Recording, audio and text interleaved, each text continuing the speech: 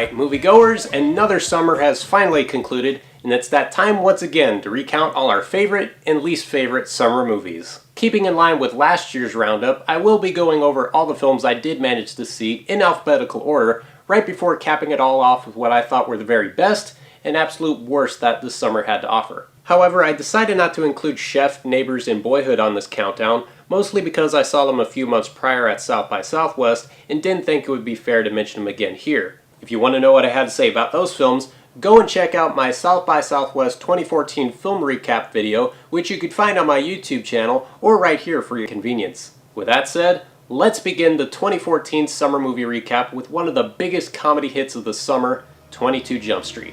Jonah Hill and Channing Tatum return as the two undercover cops who are now assigned to do the exact same thing they did in the last film, only this time, instead of posing as high school classmates, they're going in as college freshmen. Not a lot of sequels can get away with repeating the same formula without getting negative feedback, hangover, but thanks to the clever writing and directing team that turned the original film, as well as this year's The Lego Movie, into critical and financial hits, 22 Jump Street is filled with enough hilarious sight gags and self-references to keep fans of both 21 Jump Street and R-rated comedies in general satisfied. Now we move on to a sequel that's less than satisfying, The Amazing Spider-Man 2, a rather disappointing follow-up to the 2012 reboot that left off with so much promise and potential for bigger and better things to come. Now thanks to Sony, the possibility of seeing our web-swinging superhero joining the Avengers actually might become a reality by the rate they're going. The longer the studio keeps butting in on the filmmaker's vision, and the more of the loyal fans they'll continue to lose, the chances of them selling the rights back to Marvel Studios might not be too far off. If that's the case, keep doing what you're doing, Sony. Next up, As Above, So Below. Yet another found footage horror flick that takes place deep within the famous catacombs of Paris, where dark, hellish terror awaits. Once you look past the cheap jump scares and gimmicky camera tricks, this movie supplies itself with a good, creepy, claustrophobic atmosphere and a pretty engaging treasure hunt story. Take it for what it's worth, I thought it was good. Another movie I thought was good, really good in fact, was Begin Again, from John Carney, the writer-director of the Oscar-winning musical drama Once. Even though it goes through virtually the same beats that made Once the great film that it is, this was still a well-made movie that features strong performances, a movingly bittersweet story, and a very memorable soundtrack. If none of these songs wind up scoring a nod at next year's Oscar ceremony, there will most certainly be hell to pay. Blended marks the third time Adam Sandler has teamed up with his wedding singer and 50 First Dates co-star, Drew Barrymore, but unfortunately, the romantic chemistry they both shared in those two films feels completely absent in this. And that's a shame, because there are inklings here and there that, if given the proper time and effort, this could have been an alright romantic comedy. But nope, we have rhinos porking each other. Thanks for the visual, Adam Sandler. Shut up! Let's put on a good palate cleanser, shall we, with Dawn of the Planet of the Apes. Not only was this one of the best sequels that improves upon its already great predecessor, it's also one of the best films I've seen so far this year.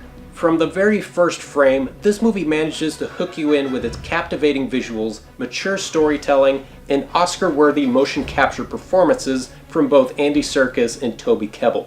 Speaking of awards, our next film is definitely something you probably aren't going to be hearing a lot about come Oscar time, Deliver Us from Evil. Not that it's a terrible film or anything, mediocre at best is more like it. And even though it does have a few good cinematic shots and some decent performances from Eric Bana and Edgar Ramirez, it still goes through practically every horror movie cliche that you've seen from the past 30 plus years. Now if you want to see something that's truly unsettling, go check out the 2006 documentary of the same name. Earth to Echo is yet another found footage release, only this time, it aims to please the family crowd since it follows a group of kids who find a tiny lost alien creature and decide to help it find its way home. Gee, never seen that before. Younger audiences will most likely warm up to it, but for me, it's ultimately not a film I'd write home about. Edge of Tomorrow, on the other hand, I'd recommend in a heartbeat. Nothing like a good old-fashioned Tom Cruise sci-fi vehicle where he essentially becomes Kenny from South Park, getting killed on the same day of an alien invasion, only to repeat the process over and over and over again. And it keeps getting funnier every single time I see it! Despite its poor box office run, Edge of Tomorrow is already on its way to becoming a cult favorite among people who really love great sci-fi action and good quality popcorn entertainment. Which is the very least I could say about our next film, The Expendables 3. I admire the concept of putting together a film starring all these action stars from the 80s and 90s, but by this point, it really has overstayed its welcome.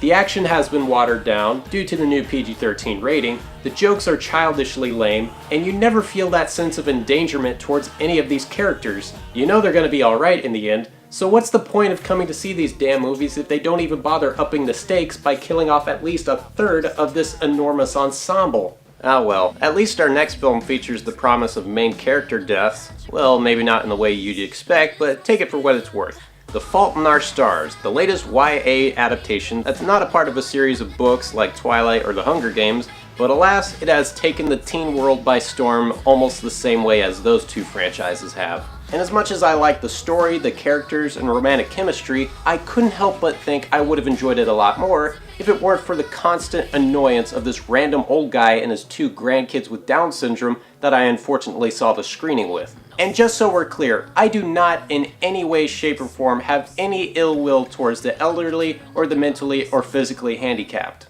But if I ever see these people again in any future movie event that I go to, I will personally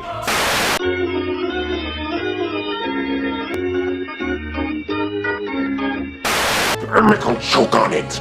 Or I could just tell them all to please be quiet. That'd probably be more wise. And less illegal. Now it's time to replenish our lust for blood and vengeance with Frank Miller's Sin City: A Dame to Kill For, the long overdue sequel to the 2005 cult classic made famous by Robert Rodriguez and Frank Miller himself. Even though it's not nearly as good as the first, and that it failed to generate enough buzz to warrant a third movie, I still thought it was a very well-made film with enough eye-popping visuals and gratuitous violence to satisfy any longtime Sin City devotee. Get On Up marks the second time actor Chadwick Boseman played a very significant historical figure, having played Jackie Robinson in last year's 42, and now with the godfather of soul himself, James Brown. His performance is by far the biggest standout in a film that overall could have been done a little better had it gone without the jumbled up narrative and not shied too much away from the darker parts of Brown's life. But despite its shortcomings, I'd still recommend it to any fan of James Brown or just music in general. The Giver, based on the book I missed out on reading back in middle school, had now turned into a full-length motion picture starring Jeff Bridges. Johnson?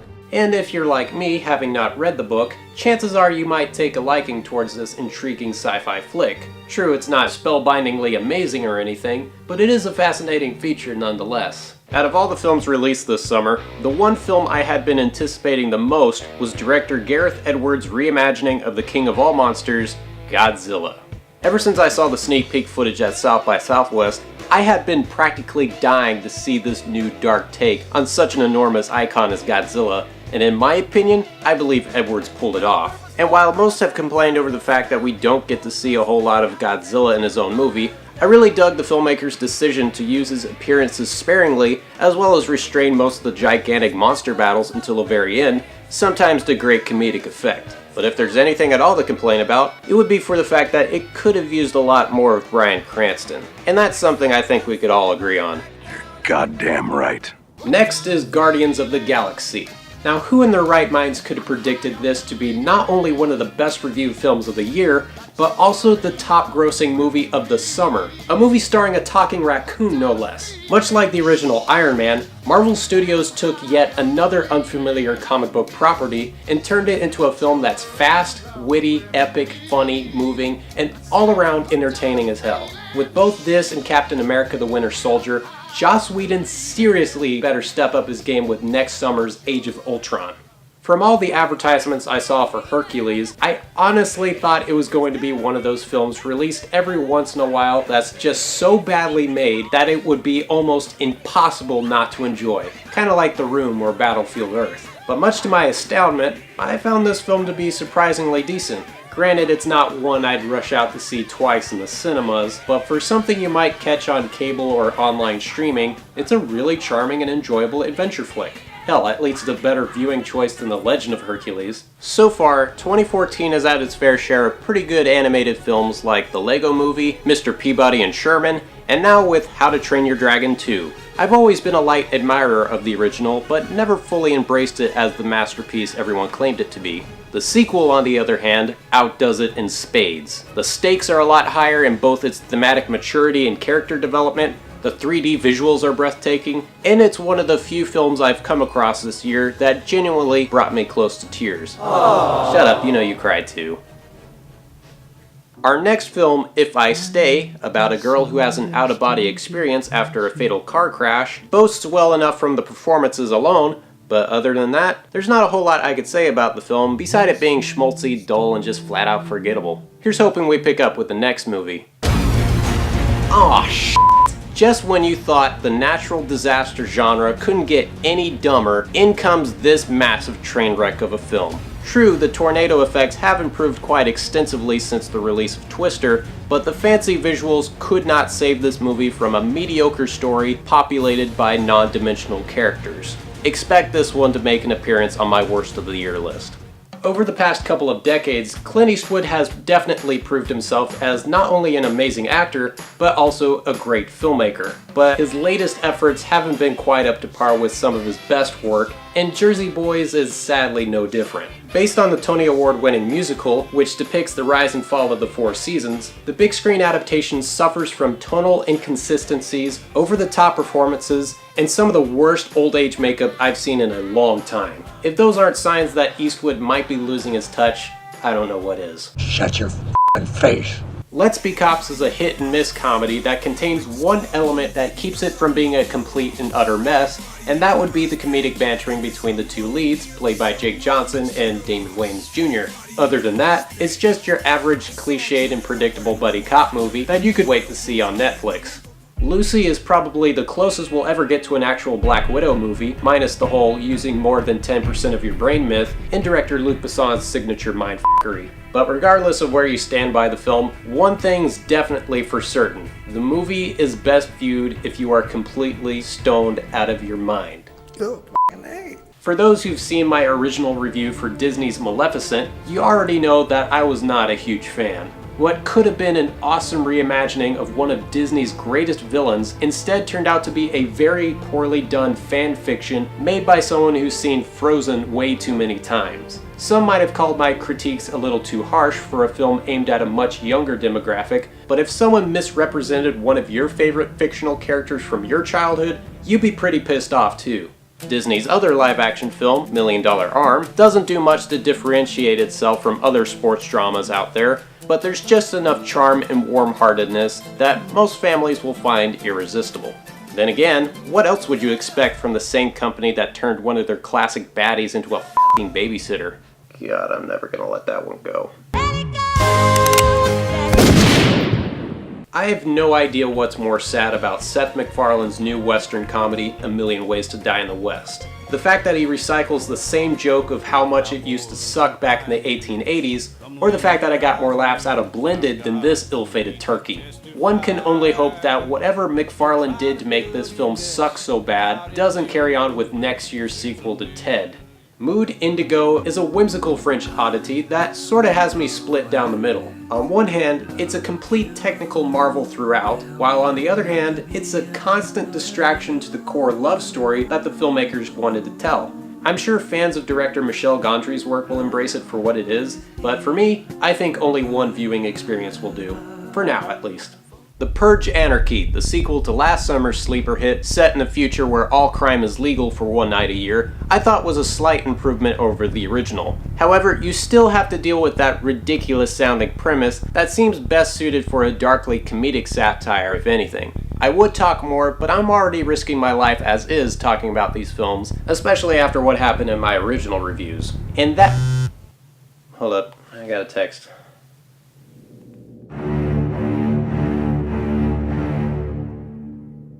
Next is The Rover, a post-apocalyptic thriller starring Guy Pearce and Robert Pattinson as two men tracking down a stolen car within the barren wastelands of what once was Australia. In some ways, this film could be interpreted as a precursor to the Mad Max series, minus the crazy stunts and S&M get-ups. And while it is a very dark and melancholy picture, the Rover succeeds from the strong leading performances and the simple yet intimate story of how one lingers on in a world where the confines of society are no longer relevant. But if that's not your thing, don't worry, you still have Mad Max Fury Road to look forward to. Now, I've already chosen my pick for the worst film of the summer, which I will reveal momentarily, but the one that nearly took that undignified mantle was the failed attempt of a raunchy comedy, Sex Tape, starring Cameron Diaz and Jason Segel as a married couple who go on an all-night quest to erase their homemade porno that accidentally got uploaded to the iPads of their family and friends. In other words, they try to prevent The Fappening. Immediately after seeing this, I almost wanted to publicly recant my negative criticisms of both Blended and A Million Ways to Die in the West. The plot is predictable, the characters are annoying, and it's just an overall pain to watch, simply because of how unfunny it all is. But I have to keep reminding myself that I have seen something far worse than this bucket full of anus. Step Up All In, the 5th entry in this ongoing series about young, good-looking people with an untamed passion for breakdancing, is actually the second one I've seen out of the lot, the last one being Step Up to the Streets. And much like that film, the story, acting, and characters are third-rate when compared to the dance sequences. Normally, I would peg this against any film that favored style over substance, but damn it, I had a lot of fun watching this goofy-ass movie. It's a definite guilty pleasure to say the least. Next up is Tammy, the latest Melissa McCarthy comedy vehicle that you could add on to the list of terrible movies she's made so far. And it's weird because she can be very funny when given the right role. Bridesmaids was proof of that. But now she's starting to become typecast as the fat, loud, and obnoxious caricature that nobody likes, which is pretty sad if you ask me. However, I'm still holding out hope that she'll eventually come around to headline better, smarter, and funnier comedies, otherwise she'll wind up becoming the female equivalent of Kevin James, and that's the last thing the world needs at the moment.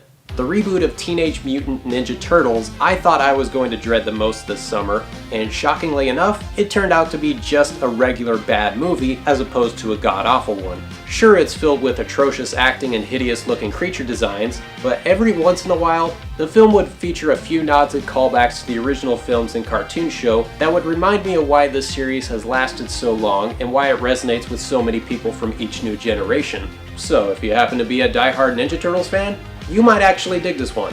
Otherwise, just stick with the originals. And at last, we finally arrived to the very best X-Men movie to date, Days of Future Past. The cast of both First Class and the original X-Men trilogy return to their respective roles in a film that involves time travel, an apocalyptic future, and putting the franchise back on track by undoing its most embarrassing moments. Yeah, that never happened. While many still gripe and moan about Fox not handing the rights to the X-Men back over to Marvel Studios, mostly because we want to see Wolverine fight the Hulk, I'm perfectly fine with Fox owning these characters, now that they know exactly what to do with them. They're certainly doing a better job than Sony, that's for damn sure. And now it's time to reveal my picks for the best and worst films of the summer. And if you've been paying any close attention, you probably already guessed that my worst pick just had to be Michael Bay's Transformers: Age of Extinction. I'll try not to linger too much since I basically covered everything I needed to say in my initial review, so I'll just quickly say that this was one of the most idiotic, repetitive, and baffling movie-going experiences I've had all year. There was no need for this shameful Chinese product commercial to be nearly 3 hours. None whatsoever. On the bright side, I am glad most moviegoers are just now starting to reject Michael Bay's same old regurgitated style of filmmaking and are craving for much better and smarter material like Planet of the Apes or Guardians of the Galaxy. If that's the only hope I have for humanity, I'll take it. So now you're probably wondering, what could I have possibly picked that outbested the likes of Guardians, X-Men, How to Train Your Dragon, and Planet of the Apes? The answer, my friends, is quite simply Snowpiercer. Directed by renowned Korean filmmaker Bong Joon-ho, Snowpiercer is another post-apocalyptic thriller where the last of humanity reside on this luxurious train that eternally circles the globe, which has gone through some sort of chemically influenced ice age. A silly premise, yes. However, this movie embraces its surrealistic backdrop and winds up becoming an endlessly surprising, visually arresting, and heart-pounding piece of sci-fi filmmaking that's both grand and epic in every single way imaginable. It also benefits largely from its riveting performances, amazing score, and a pitch-black sense of humor that only the Koreans are crazy enough to go all the way with. But of course, I don't blame most of you for missing out on such a ridiculously awesome movie, since it didn't get any proper distribution from the Weinstein Company, but I hear it's doing really well on video on demand. If that's the case, seek it out immediately, and only then will you know why it's my pick for the best movie of the summer. And there you have it, my 2014 summer movie recap. Now it's your turn. What were your favorite or least favorite films of the summer? Leave a comment below, feel free to subscribe, and like always, I'm the host, and thanks for watching.